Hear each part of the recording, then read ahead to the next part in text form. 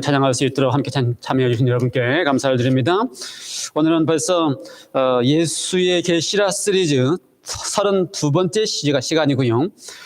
요한계시록 14장 파트 5 다섯 번째 요한계시록 14장을 함께 공부하게 되겠습니다. 또 비즈니스를 잘 정리하시고 참여하시게 되신 우리 이야마기 집사님 환영합니다. 감사합니다. 하나님께서 더 은퇴 이후의 삶도 계속해서 인도해 주시기를 기도하겠습니다.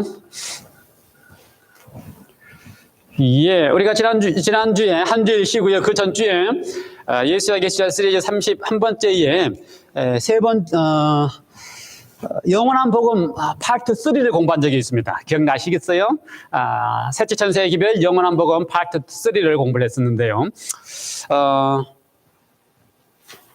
거기에 하나님의 진노의 포도주에 대한 이야기를 간단하게 언급을 했었습니다. 그 이야기는 14절부터 연결해서 나올 때에 제가 조금 이렇게 반복을 하기로 하고요. 오늘은 14장 12절부터 시작해서 이어나가도록 하겠습니다. 오늘은 14장 12절입니다.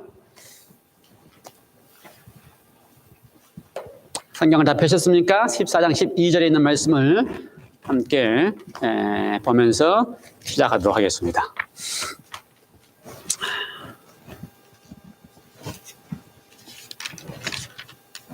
예. 성도들의 인내가 여기 있나니 그들은 하나님의 계명과 예수에 대한 믿음을 지키는 자니라. 잘 아는 이야기지요? 14장 세 천사의 기별의 결론에 해당되는 기별입니다. 영원한 복음 1, 2, 3의 결론에 해당하는 부분이고요. 12절에서 그 결론으로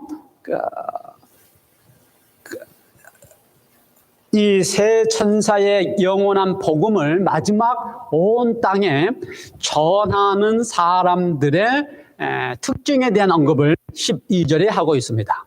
시작을 성도들의 인내가 여기 있나니 그렇게 시작합니다.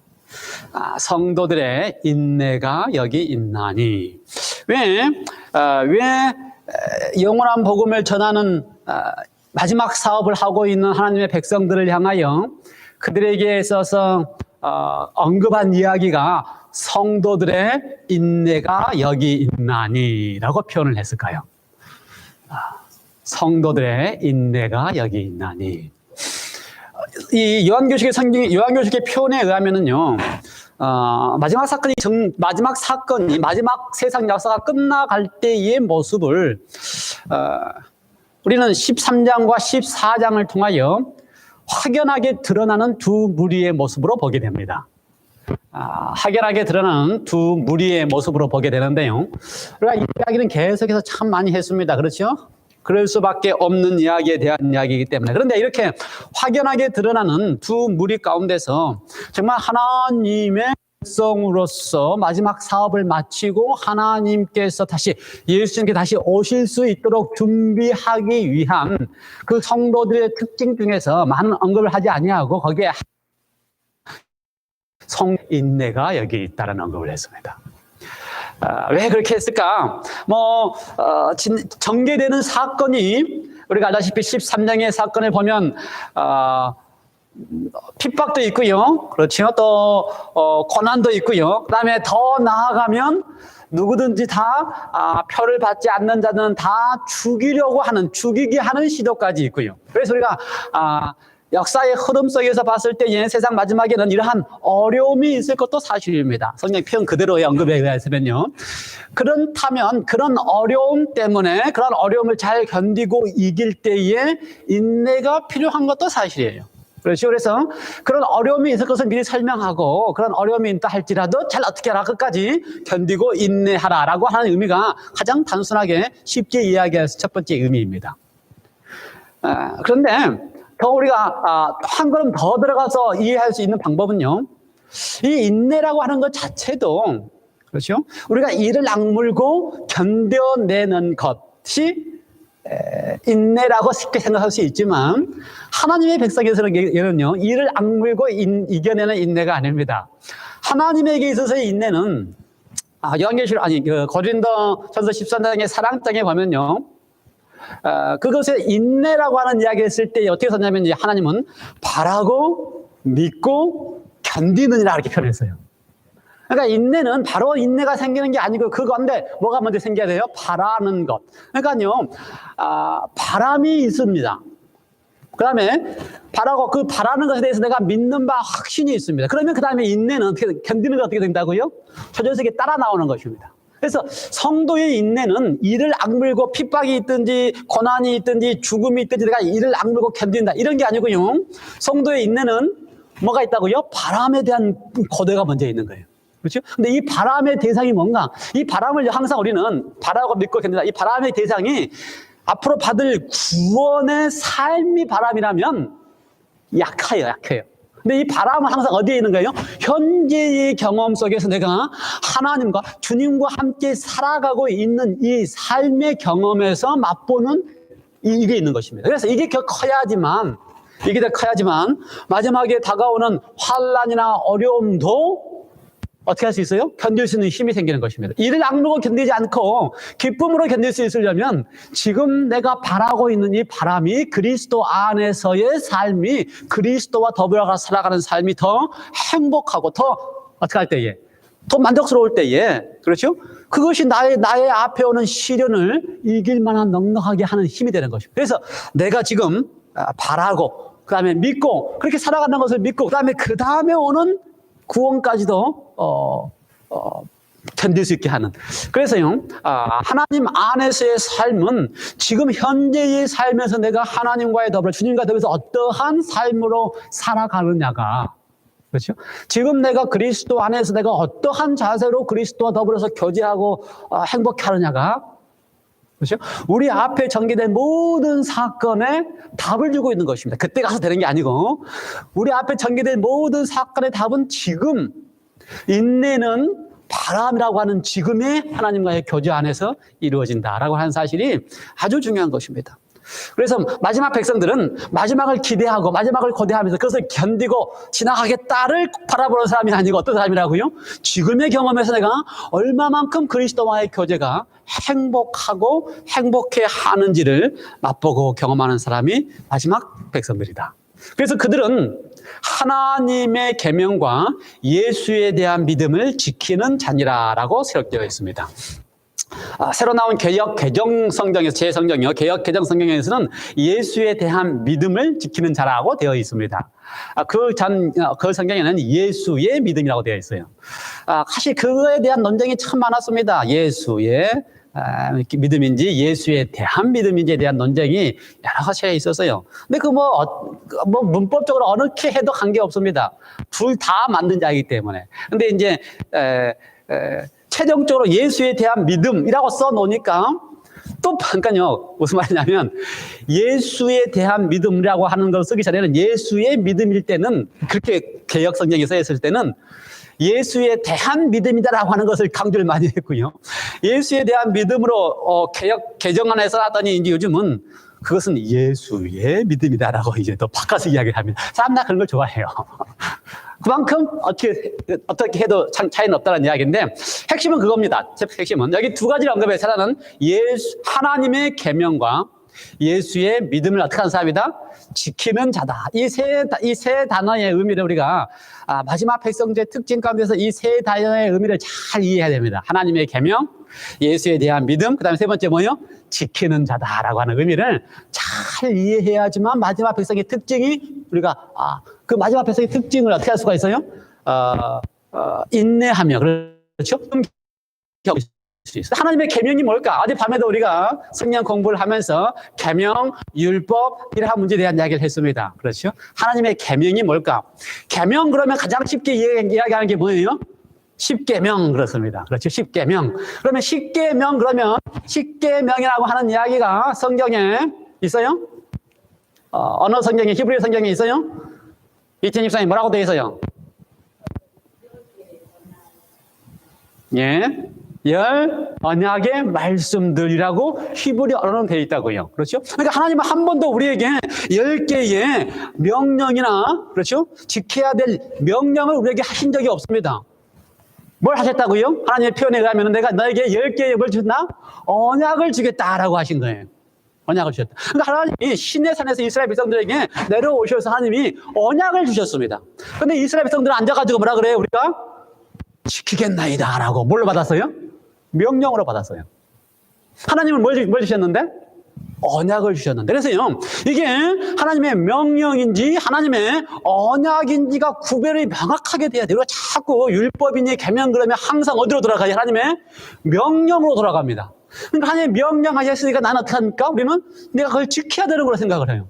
근데 하나님의 가르침은 처음부터 그것이 하나님의 명령이 아니고 무엇이라는 거예요? 하나님이 주실 때부터서 내가 너에게 하겠다고 하는 약속이다, 언약이다. 그래서 십계명을 딱 10 언약의 말씀을 넣어놓은 그 상자가 뭐라 그래요? 이름이?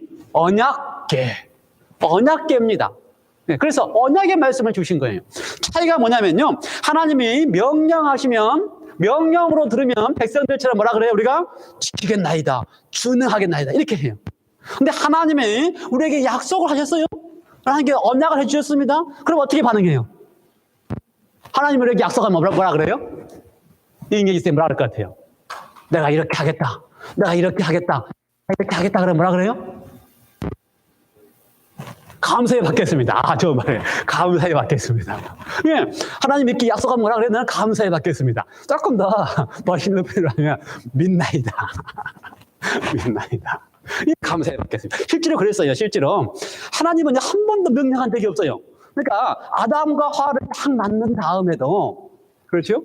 하나님이 약속하셨습니다. 뭐라고요? 내가 땅에 너에게 번성하게 하고 땅에 충만하게 하겠다고 하나님이 약속하셨어요.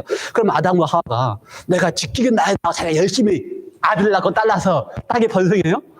하나님은요, 한 번도 명령한 적이 없어요. 하나님은 항상 하나님의 번성상 자유를 주고 난 다음에 이렇게 하라고 명령할 수가 없습니다. 그러니 어떻게 해요? 다 하나님이 내가 하시겠다고 약속하는 거예요. 그러니 하나님의 사랑을 받는 사람은 하나님의 약속을 믿게 돼요. 왜요? 사랑의 관계가 있으면은 사랑하는 사람이 약속을 하면 믿어야 안 믿어요? 당연히 믿어지죠. 그럼 어떻게 하면 돼요? 그 약속을 믿고 반응하면 돼요. 그래서 하나님의 계명을 지킨다라고 하는 이 이야기를 할 때에 그 이야기 자체가 첫 번째 하나님의 계명은 하나님의 명령이 아니고 무엇이다? 무엇이다? 약속이고 언약이다. 그러면 하나님께서 하신 십계명에 들어있는 10 언약의 말씀들 내가 믿는 것입니다. 그러면 그 믿음으로 말미암아 하나님께서 나 속에서 어떻게 하시는 거예요? 그것을 이루시는 겁니다. 그래서요, 이 지킨다라고 하는 단어 자체도 우리가 제가 작년이니까 마태복음을 강의하면서 이 지킨다라고 하는 단어를 제가 아주 고민을 많이 하면서 이렇게 보는데 그 마태복음에 보면은 예수님께 찾아온 한 인물이 예수님께 묻습니다. 내가 어떻게 하면은 영생을 얻겠습니까? 그때 예수님이 뭐라 그래요? 그 사람에게 계명들을 지켜라. 예수님 말이 그거예요. 계명들을 지켜라. 그랬더니 이 사람이 무슨 계명을 지키는 겁니까? 그때 예수님이 10계명에서 첫 번째 5가지, 뒤에 나온 5가지 중에서 몇 가지를 쭉 언급을 하셨습니다. 살인하지도 말라, 간음하지도 말라, 부모를 공경하라. 그랬더니 이 사람이 그걸 딱 들어보니까 뭐예요? 내가 어릴 때부터 지키었습니다라고 이야기를 해요. 그런데 그 말 속에 보면은 우리가 생각할 때 한국말로 보면요, 예수님도 뭐라 그래요? 계명을 지켜라 그랬고 이 사람도 나도 어렸을 때부터 지켰습니다 라고 해서 우리말로는 다 같은 말인데 헬라어에는 그 단어가 다른 단어를 썼습니다. 그러니까 예수님이 지켜라라고 할 때의 단어하고 이 사람이 내가 어릴 때부터 지키었나이다 할 때 하고의 헬라어 단어는 달라요. 엄밀히 따져보면 요즘에 그 헬라어 딕셔너리에 의해서 보면은 잘 구분이 안 가지만 제가 생각할 때 예수님이 그거를 굳이 구분해서 이야기할 때는 예수님의 의도 속에는 의미가 있는 거예요. 그거에 대한 의미가. 그렇죠. 예수님이 지키라고 하는 이야기 할 때는 그게 내가 어릴 때부터 지키었습니다라는 그런 질문이 아니었어요.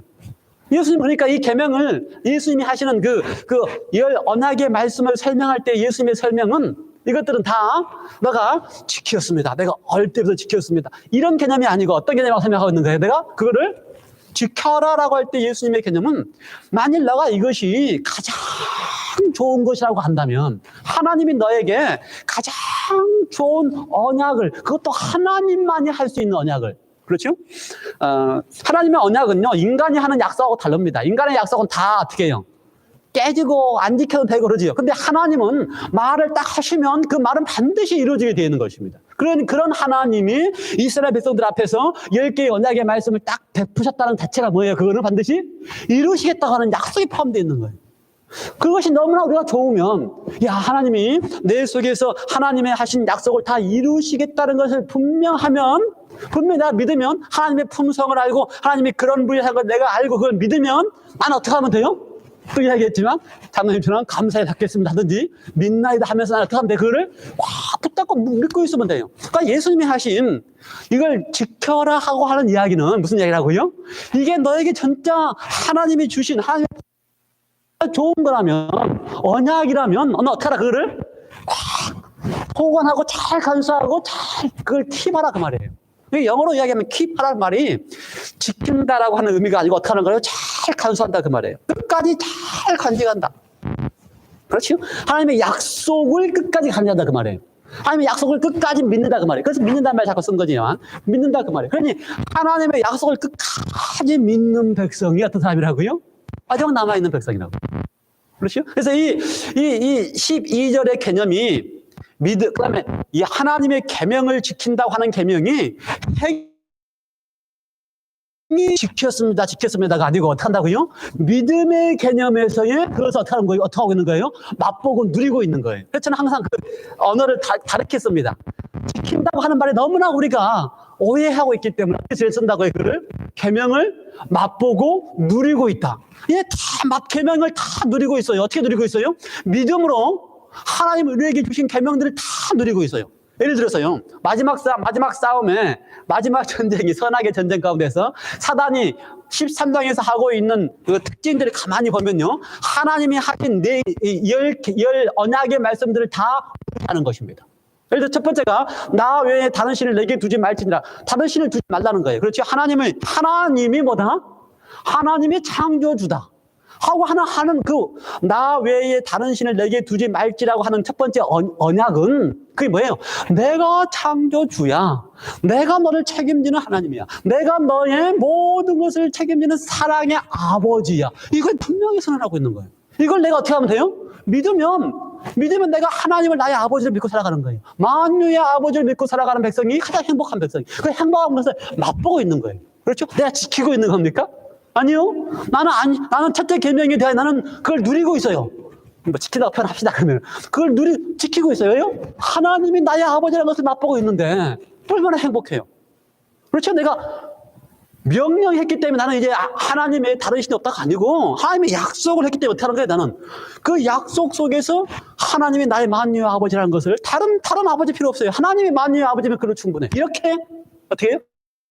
똑같아요. 똑같이 다 계명을 어떻게 해야 돼요? 그 안에서 맛보고 누리고 지키고 살아가야 돼요. 마지막 백성들은. 그런데 그 살아가는 방법이 하나님의 명령으로 듣고 살아가면요, 지켜야 되는 부담이 많이 생기고 평생 해도 어떻게 느껴요? 못 지켰다고 느껴요. 지킬 수가 없다고 느끼거든요, 사실 인간은요. 그렇죠? 그런데 누리고 살아가면요, 약속을 믿고 살아가면요, 매 순간순간마다 그 계명 속에서, 언약 속에서 지금 내가 어떻게 하고 있어요? 맛보고 살고 있어요. 왜요? 하나님이 나 외에 다른 신이 없다고 하신 그 말씀을 내가 어떻게 믿고 있고, 아버지가 나의 하나님이라는 것을 믿고 있는 사람이 어떻게 한 거예요? 약속을, 명령을 사실 지키고 있는 거예요. 그러므로 그 자체부터서가 지키고 있는 삶을 살고 있다고 하는 확신이 생긴 겁니다. 왜요? 나는 믿고 있기 때문에. 그러므로 우리가 계명을 지킬 수 있다는 말이 맞는 말이에요. 왜요? 믿음으로 그것이 하나님께서 우리에게 이루시고 계시기 때문에. 두째 계명도 마찬가지예요. 셋째 계명도 마찬가지고. 그렇죠? 셋째 계명 뭐였어요? 그 마지막 사단이 하고 있는 하나님 대신에 가짜 우상을 만들어서 세워놓고 하나님이라고 보여줄 때에, 그렇죠? 거기에 보면요, 하나님의 이름을 망령되이 이끌지 말라. 셋째 계명이잖아요. 그 모습을 보면요, 하나님의 이름이 뭐예요? 하나님 부르면 안 되고, 뭐 여호와 저기처럼 하나님의 이름이 여호와다, 여호와 아니면 안 된다. 이런 식의 개념이 아니에요. 그렇죠? 여호와라고 안 부르는 사람은 계명을 안 지킨다. 이런 식의 개념이 아니에요. 그게 무슨 개념이에요? 하나님의 이름을 망령되이 이끌지 말라고 하는 이야기는 하나님 아버지가 이름 자체는 그 사람의 모든 걸 나타내 보이잖아요. 이름 딱 들으면 그 사람의 모습이 보이고, 그 사람의 성격이 보이고, 우리가 다 경험하면 알잖아요. 그래서 하나님의 이름을 망령되이 이끌지 말라고 하는 거는 하나님의 본질, 하나님의 본성 자체에 대하여 우리가 함부로 하지 말라는 거예요. 오해하고 있지 말라는 거예요. 하나님이 이런 하나님인데, 하나님 본성 자체는 품성이 이런 분인데, 수많은 오류가, 수많은 거짓이 하나님에 대해 어떻게 가르쳐주고 있어요? 잘못 소개하고 있는 거예요. 그렇죠? 그런 사람들에게 하나님이, 그런 그리스도인들에게 하나님이, 하나님의 이름을 망령되이 이끌지 말라고 하는 그 말씀을 하실 때는 뭘 주는 거예요? 하나님 당신 자신이 그 이름에 합당하게 끝까지 하나님의 모습을 변치 않고 보여주는 하나님의 사실을 보여주고 있는 거예요. 그렇게 표현할 때마다 그게 뭐라 그랬어요? 하나님은 의롭다 이렇게 말했어요. 의롭다. 의롭다고 나타나는 것은 하나님이 옳다. 바뀌지 않기 때문에, 틀리지 않기 때문에 항상 하나님이 의로우신 분이에요. 근데 사람들이 하나님을 의롭다라고 생각하지 않는 것은 하나님 어느 때는 사랑이었다가 어느 때는 또 바뀌어가지고 어떻게 해요? 진노하고 분노. 이러면 하나님이 의롭지 않아요. 이렇게 믿고 있으면.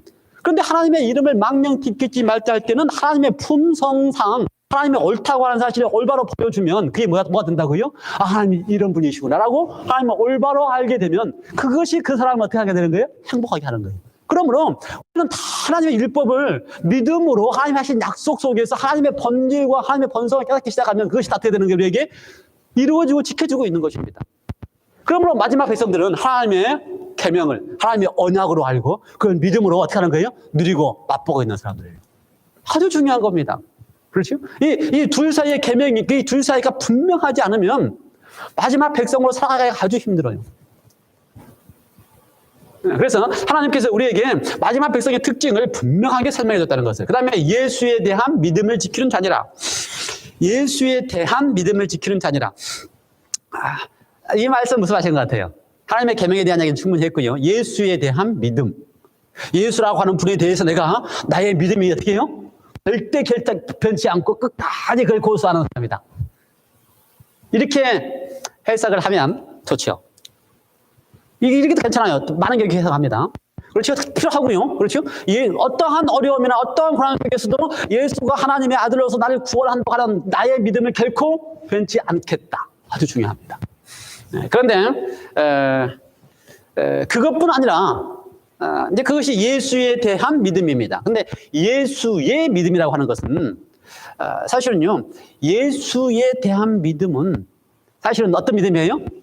나의 믿음입니다. 예수에 대하여 나의 믿음. 그런데 우리가 믿음이라고 하는 것 자체도 예수에 대한 나의 믿음의 강도가 얼마냐에 따라서 나의 운명을 결정하는 게 아니고 나의 믿음의 강도가 얼마냐가 중요한 게 아니고 내가 믿는 바 예수에 그분이 어떤 믿음으로 살고 있었는지에 대하여 어떤 믿음으로 이 땅에서 사셨는지에 대하여 내가 어떻게 그걸 끝까지 확신하고 붙잡고 있느냐. 이 둘 차이를 이해를 하시겠어요? 제가 하고 싶은 이야기는 핵심이 그겁니다. 이 장면 뒤에 보면요. 10 몇 절부터예요? 14절부터 보면요. 역사적으로 두 무리로 딱 나누어집니다. 그리고 15장에 딱 가면 구원받은 무리들의 찬양이 등장합니다. 그렇죠? 모세와 어린 양의 노래를 부르는 찬양이 등장해요. 그런데 그 구원을 받은 사람들의 찬양 가운데서 그 찬양의 노래 가운데서 한 모양도 한 모습도 자신의 의로움으로 말미암아 자신의 믿음으로 말미암아 구원받았다고 생각하는 사람이 아무도 없습니다. 그 믿음이 아무리 커도 그렇죠? 내가 하나님 앞에서 순교할 만한 믿음이 돼도 마지막에 사형선고 내리니까 마지막 사형선고 앞에서 내가 하나님 앞에 이제 순교하는 만한 믿음이 돼도 그 믿음 때문에 내가 하나님 앞에 이제 구원받았습니다 할 사람이 아무도 없습니다. 그렇게 찬양하는 사람이 아무도 없습니다. 그러므로 우리가 순교할 만한 믿음이 우리를 구원한 게 아니고요. 그렇죠? 우리를 순교하게 해 주실 수 있도록 믿도록 하신 예수님의 그 믿음이 우리를 구원하시는 거예요. 그래서요, 여기에서의 이 마지막 백성의 특징은 철저하게 하나님이, 예수님이 나에게 있어서 얼마나 좋은 분이신지를 대하여 뼈저리게 경험적으로 매일매일 순간마다 하나님의 사랑 안에서, 예수님의 사랑 안에서 살아가는 기쁨과 맛을 느끼고 있는 사람만이 거기에 성도의 인내가 있고요. 거기에 하나님의 계명에 대하여 행복함이 있고요. 예수에 대한 믿음에 대하여 어떤 게 있어요? 예수에 대한 믿음에 대하여 믿음을 지키는 자에 대한 이야기가 거기에 들어갈 수가 있는 것입니다. 13절 또 내가 들으니 하늘에서 음성이 나서 이르되 기록하나 지금 이후로 주 안에서 죽는 자는 복이 있도다 하시매 성령이 이르시되 그러하다 그들이 수고를 굳히고 쉬리니 이는 그들이 행한 일이 따름이라 하시더라. 이 장면을 보면 이제 거의 마지막인 것 같아요. 마지막 장면인 것 같아요. 그렇지, 역사의 마지막 장면인 것 같아요. 그래서 역사의 마지막 장면에서 이제 그들이 하는 모든 수고를 마치고 쉰다 할지라도 그것이 더 그들에게 행복할 수 있다라고 하는 얘기를 하는 것 같습니다. 그 이유는 15장, 16장의 사건이 또 남아있기 때문에 그래요. 16장의 사건 하면 7재앙이 남아있기 때문에 7재앙을 지나지 않고 그냥 이 상황에서 쉬는 자가 더 유익할 수도 있다. 더 행복할 수도 있다. 그런 이야기를 하고 있는 것 같아요.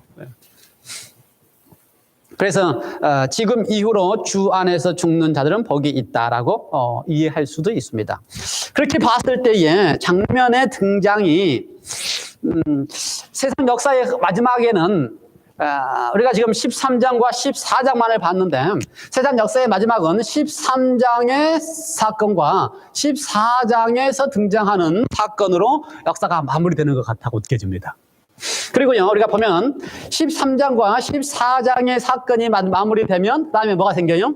15장과 16장의 사건이 생기는데 15장과 16장의 사건은 14장과 15장 결론으로 7재앙이 내리든지 아니면 15장에서 모세와 어린 양의 노래를 부르든지 이 두 결론으로 마무리되는 것 같아요. 그러므로 역사는 여기에서 이제 끝나는 것 같습니다.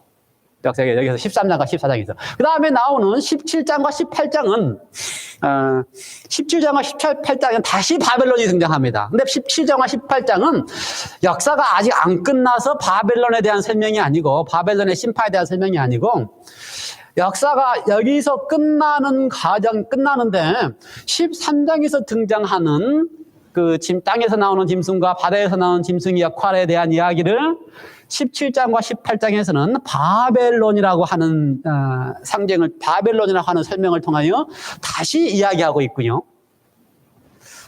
이해가 됩니까? 17장과 18장에서는요, 다시 이야기하고 있고요. 그 다음에 19장에 가면 다시 또 오늘 지금 하고 있는 14장의 이야기를 반복하고 있습니다. 14장의 마지막 수학에 대한 이야기를 반복합니다.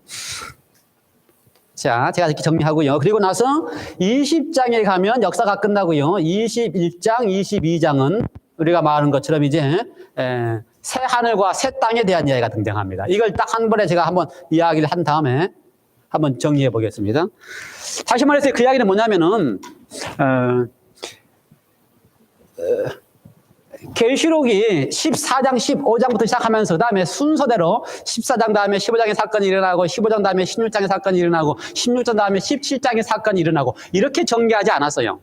이렇게 전개하지 않고 사실 세상 역사에 끝난다고 하는 이야기는 13장과 14장에서 끝납니다. 13장은 뭐예요? 사단이 하고 있는 모든 역할에 대한 이야기고요. 마지막 때에 14장은 뭐예요? 그와 반대로 하나님이 하나님의 백성들에게서 통하여 하시고자 하시는 모든 역할을 하고 있는 거예요. 그리고 나면 13장과 14장에서 마지막 때에 이 모든 역할을 하게 나면 그 결론으로 14장, 14절에서 이야기하는 것처럼 두 그룹으로 완전히 나누어집니다. 그렇죠? 또 내가 보니 14절에 흰 구름이 있고 구름 위에 인자 같은 이가 앉으셨는데 그 머리에는 금멜류관이 있고 그 손에는 뭐가 있더라? 예리한 낫이 있더라. 어떤 모습이에요? 인자 같은 이는 항상 누구를 언급합니까? 이거는 부인하지 않습니다. 예수님이 당신 자신을 이 땅에서 스스로 언급하실 때 뭐라고 표현했어요? 인자라고 이야기했어요. 구약에서 가장 먼저 인자 같은 이에 대한 언급을 할 때는 누가 표현한 겁니까? 다니엘이 표현한 겁니다. 다니엘이 모습을 보면서 인자 같은 이를 표현했어요. 그러므로 인자 같은 이가 누구라고 생각해요? 뭐가 당연히 예수님께서 구름을 타고, 그렇죠? 인자 같은 이가 구름을 타고, 거기에 앉으셨고, 그 머리에는 금면류관이 있고, 그 손에는 예리한 낫을 가졌더라. 이 요한계시록을 이거 하나하나 예리한 낫이 뭘까? 이렇게 다 상징하면서 이렇게 표현할 필요는 없습니다. 전체적인 안목에서 보면요. 예수님께서는 이미, 여러 차례 그분이 이 땅에 계시면서, 비유로 말씀하실 때에, 비유라는 것은 뭡니까? 쉽게 알아듣게 하는 말씀을 하실 때에, 세상 역사의 끝에 관한 비유로 말씀하실 때는 항상 어떻게 표현했냐면요.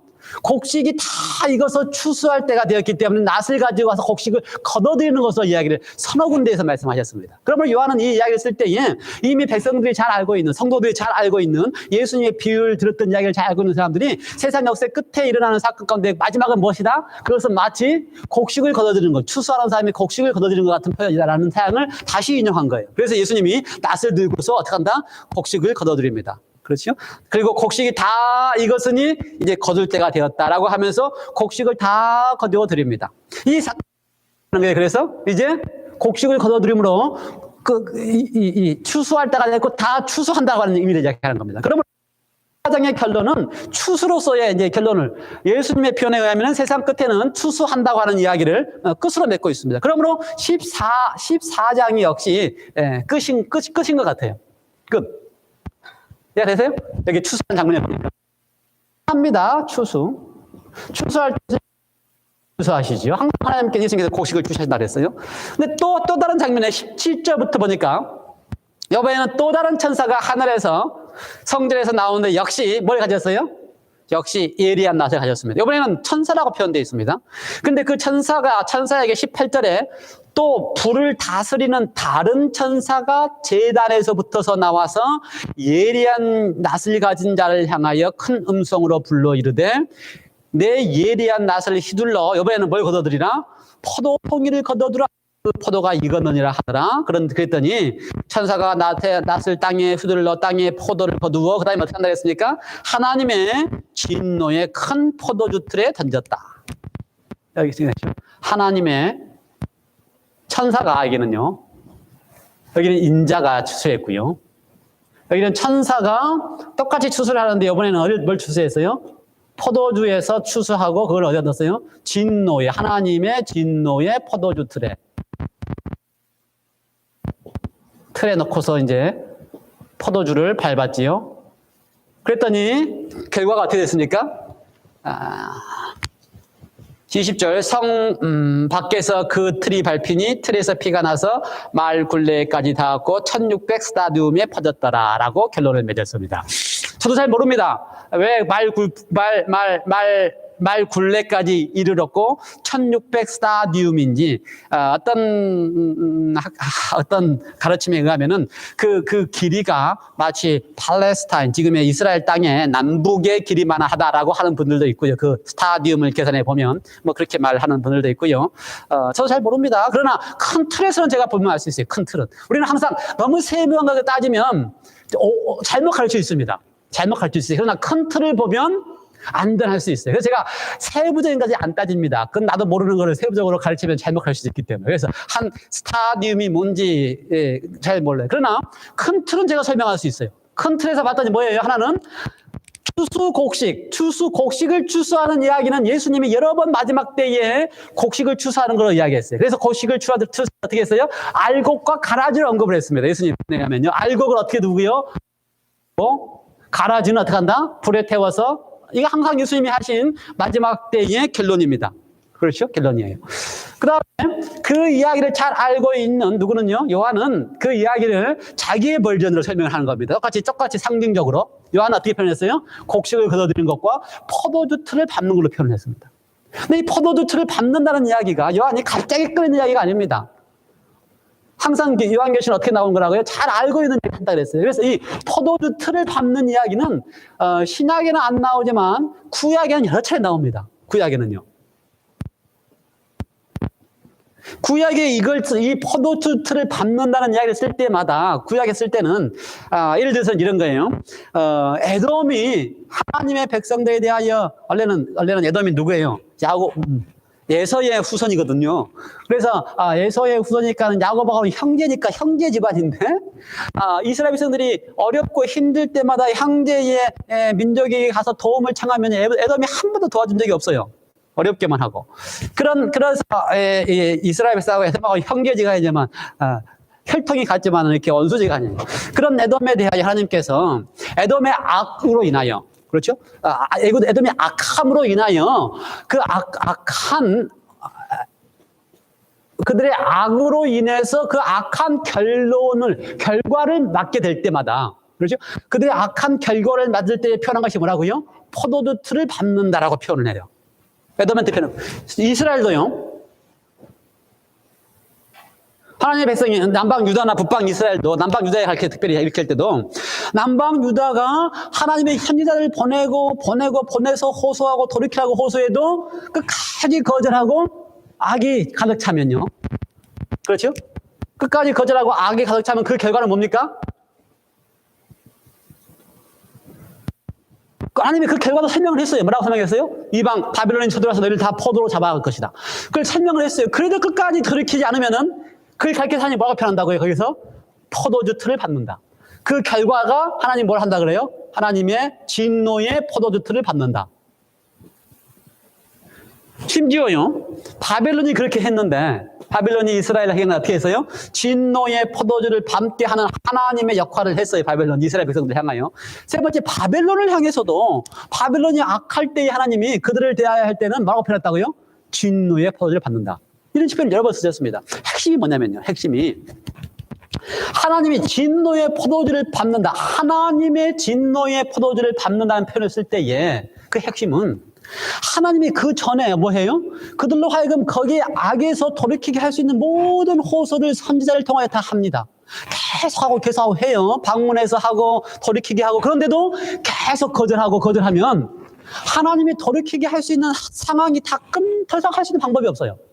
방법이 없으면 어떻게 해요? 하나님이 그들을 보호하는 손길을 강제적으로 할 수 없습니다. 그러면 어떻게 돼요? 결국은 하나님의 보호할 수 없는 손길이 강제적으로 할 수 없으면 다른 세력에 의하여, 다른 힘에 의하여, 다른 세력은 뭐예요? 결국 따지면 그것이 바벨론이든 그것이 다른 나라에 의해서 바벨론에 의해서 이스라엘 침략하든 그게 다 누가 하는 거예요? 사단이 하는 거예요. 그러면 사단이 마음대로 할 수 있는 힘이 생기기 시작해요. 하나님의 보호하는 손길을 놓는 순간부터 어떻게 한다고요? 사단이 자기가 마음대로 할 수 있는 걸 해요. 그래서 어떻게 해요? 멸망시키고 완전히 하게 하는 거예요. 그것을 그렇게 당하는 것을 하나님은 뭐라 그래요? 자신이 하는 것처럼 표현해요. 그래서 뭐라 그래요? 나의 하나님의 진노의 포도주라고 표현해요. 이해가 됐어요? 이게 분명하게 이야기돼요. 그래야 이 하나님의 진노의 포도주가 이해가 됩니다. 그렇죠? 15절에 나오기 때문에 하나님의 마지막 진노의 재앙이라는 것이 이해가 되려면 어떻게 하나님께서 마지막 진노의 재앙을 당신께서 하시는 것처럼 표현하는지에 대해서 분명하게 이해가 돼야 돼요. 자, 준비해 보겠습니다. 세상은요, 결국은 13장과 14장의 사건의 전개에 의하여 짐승과 짐승의 우상에 경배함으로 하나님에 대하여 완전히 적대하게 될 것입니다. 그렇죠? 아무리 하나님의 호소를 해도 하나님의 호소에 대하여 반응하지 않게 될 것입니다. 반응하지 않아요. 누가 그런 것처럼? 이스라엘 백성들이 그런 것처럼. 그래도 거기에는 그때가 지나면 다시 하나님에게 뭐가 있었어요? 또 기회가 있었어요. 그런데 세상 역사의 마지막에는 마지막에는 더 이상의 색간 기회가 없습니다. 그래서 곡식이 걷어지는 거예요. 그런데 그 마지막에 이루어지는 사건의 전개는 똑같습니다. 어떻게 전개돼요? 하나님의 곡식을 걷어서 알곡을 걷어들이는지 아니면 하나님의 진노의 포도주 틀로. 그런데 이 하나님의 진노의 포도주 틀은 어떻게 이루어진다고요? 하나님이 직접적으로 너희가 악했기 때문에 내가 진노의 포도주로 짓밟는 게 아니고 하나님이 그렇게 호소를 하고 돌이키고 하나님께 오도록 하는 일을 계속 했음에도 불구하고 그것이 거절되면 그것을 어떻게 할 수 없어요. 더 이상 강제적으로 보호할 수 없을 때 보호의 손길을 놓는 순간 누가 마음대로 한다고요? 사단이 마음대로 하는 것이 바로 마음대로 해서 사단이 악하게 하는 모든 것이 바로 뭐라고요? 그것을 가리켜서 하나님은 내가 했다. 하나님의 진노의 포도주다라고 스스로 표현하십니다. 이해가 됐어요? 그 이야기를 할 때에 엘렌 G. 화이트는 그 이야기를 분명하게 설명을 했습니다. 각시대의 대쟁투 36쪽에 보면요, 엘렌 G. 화이트는 그 부분에 대하여 명확하게 이야기를 했어요. 하나님께서는 범죄에 대한 판결을 집행하시는 분으로 죄인 앞에 서지 않으신다. 이게 무슨 말이에요? 하나님의 진노의 포도주라고 써 있지만 하나님이 직접적으로 죄인 앞에서 진노의 포도주로 그를 그냥 짓밟아서 형벌을 주시는 분으로 집행하시는 분으로 죄인 앞에 서지 않는다는 겁니다. 그럼에도 불구하고 하나님은 뭐라 그래요? 내가 했다라고 하시는 분이십니다. 왜요? 책임질 거기 때문에. 이해가 돼요? 무슨 말인지? 그러면 그게 왜 생기는가? 여기 이렇게 설명해서 엘렌 지 화이트는요. 모든 사람들이 진리의 빛을 거절하고 모든 경고를 멸시하고 또 자기들이 하나님께서 주신 그 율법을 범하는 것 등 수많은 하나님에 대한 호소를 뿌리칠 때에, 그렇죠? 그래서 하나님의 신이 안고하게 거절하는 죄인들에게서 마침내 떠날 수밖에 없을 때에, 그렇게 되면 그 영혼들은 사단에 의하여 하나님의 보호를 받지 못하게 되므로 사단의 말미암아 완전히 지배함을 받게 된다. 그것이 그들이 당하는 마지막 하나님의 진노의 포도주에서 사단에 의해서 받게 되는 뭐라고 해요? 그것이 그들의 당하는 고통이라는 것입니다. 그래서 세상 역사는 반드시 이렇게 끝나게 될 것입니다. 근데 이걸 항상 이렇게 끝나는 역사가 등장할 때마다 요한계시록은요 항상 우리에게 격려하는 말씀을 하십니다. 그래서 구원받은 사람들의 특징을 더 많이 설명해요. 그래서 역사가 이렇게 끝날 텐데 구원받은 사람들이 어떤 사람인지에 대한 이야기를 더 많이 이야기합니다. 그렇죠? 이렇게 멸망당해서 자신의 선택을 끝까지 거절하는 사람들보다 어떤 사람을 더 많이 이야기한다고요? 사랑에 반응하는 사람들에 대한 이야기를 더 많이 해요. 그래서 그것이 15장에서 보면요, 어린 양과, 그렇죠? 그 다음에 모세의 노래를 부르는 사람들에 대한 이야기예요. 이 같은 이야기가 요한계시록에 서너 차례, 4차례 등장합니다. 4차례. 어떤 이야기요? 구원받은 사람이 구원받고 하나님께 부르는 노래. 첫 번째 등장하는 것은요, 요한계시록 7장입니다. 요한계시록 7장에 보면요, 입맞은 사람들이 구원받고서 와서 허다한 무리들과 함께 하나님 앞에 경배하는 이야기가 등장해요. 그런데 그 장면이 어디에 등장하는지 아세요? 6째 인과 7째 인 사이에 그 장면이 등장합니다. 근데 6째 인의 마지막 장면이 뭔지 아세요? 6째 마지막 장면이 그때는 하나님의 재림하신 것 같아가지고 백성들 이쪽에 있는 사람들이 다 뭐라 그래요?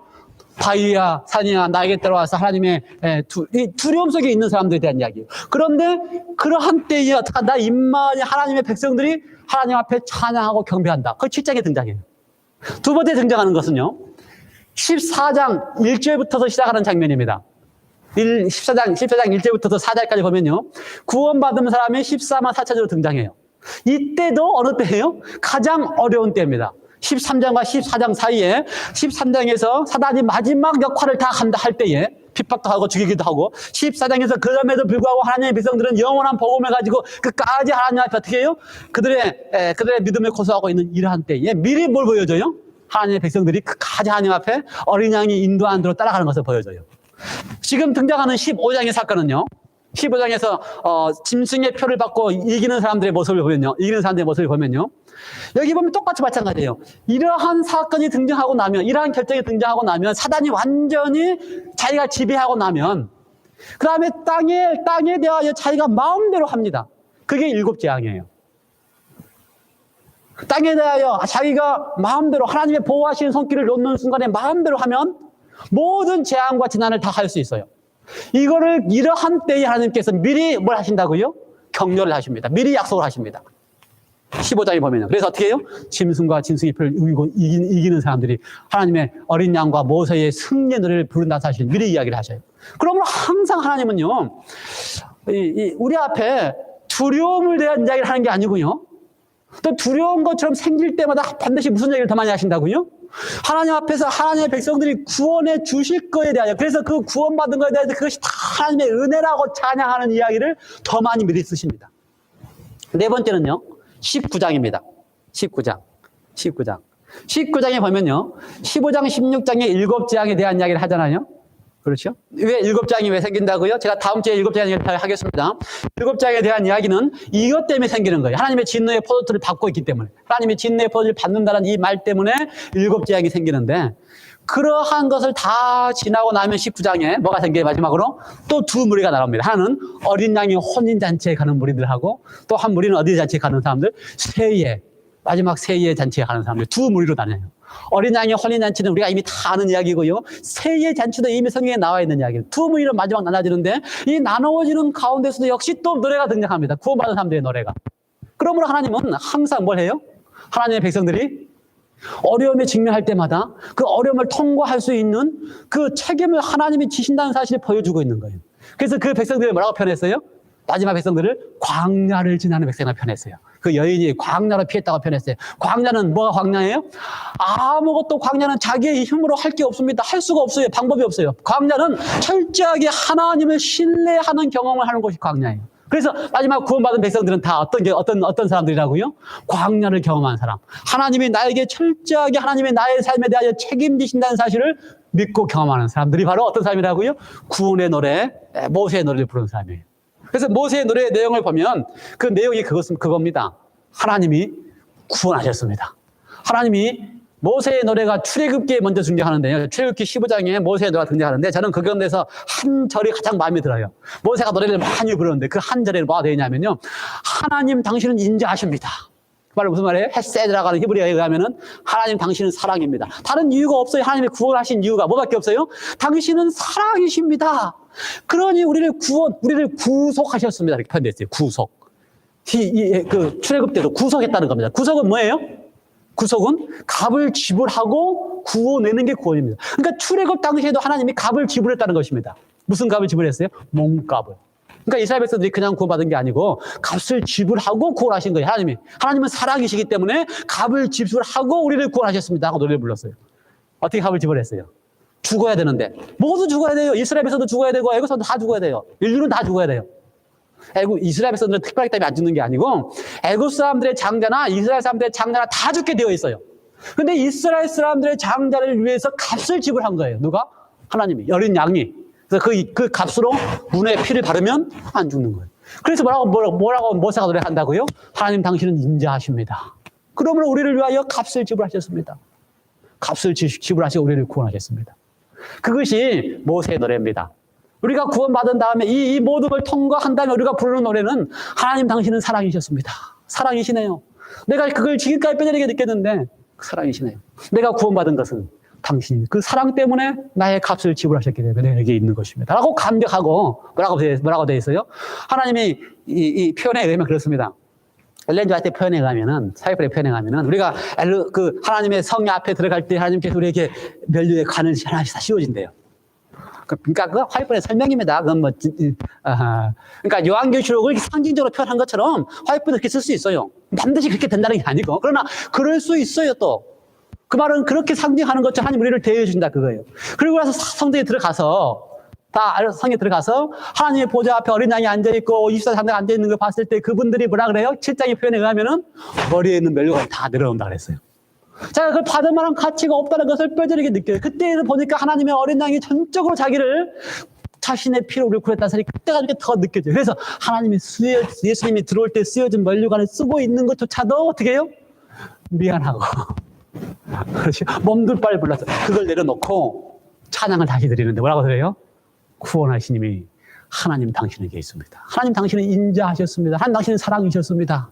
하나님 당신은 사랑이셔서 우리에게 이렇게 당신의 피로 나를 구속해 주셨습니다. 그러니 내가 뭐 한 게 있어가지고 면류관을 받았을 만큼 제가 한 게 뭐가 있습니까? 이게 다 내려놓을 수밖에 없는 거예요. 그렇지? 다 내려놓고 하나님 앞에 모세와 어린 양의 노래를 다시 부를 수 있는 사람들.